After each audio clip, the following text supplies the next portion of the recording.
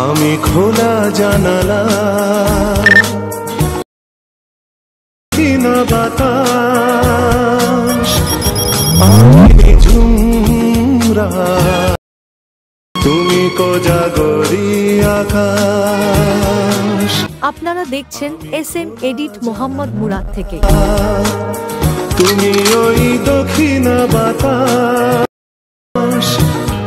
আমি নিঝুম।